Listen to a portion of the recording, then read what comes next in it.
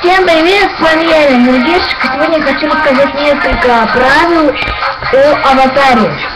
Наверное, все скажут, что правила с аватарой нельзя говорить незаконными выражениями, да? Да, это правда, даже если вы напишете например. Там будет написано нецензурные выражения запрещены.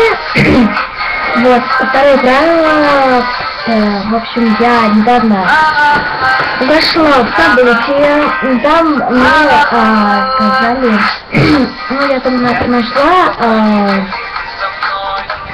события дорогие за подарки. Это все бред, я нашла, решила проверить, я знала, что это бред.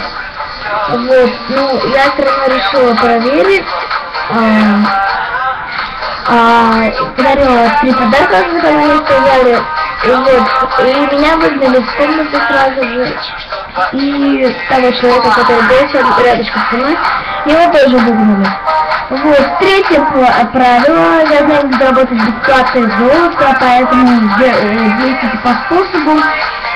В общем, заходите на свадьбу, спрашивайте жениха в личку, можно тебя ткнуть 20 раз, он пишет, если да, то если чтобы они вас не выгнали, нужно ткнуть жениха 20 раз и если 20 раз.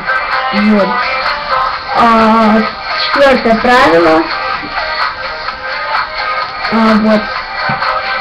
Четвертое правило это, вот смотрите, есть же бальный зал, да? Я недавно делала бедную очень там серую фуражку и джинсы. Пригласила кого-то на танец. Ой, что я не знаю. Самое белое платье я делала, которое предлагается в начале. Я его делала прическу, которая со мной никто не танцевал. Да. Вот, так что это был выпуск про правила аватарии. Всем пока, с вами была Еля Энергетик. Подписывайтесь на канал, ставьте лайк, потому что я теперь рассказала, как бесплатно получить золото. Пока!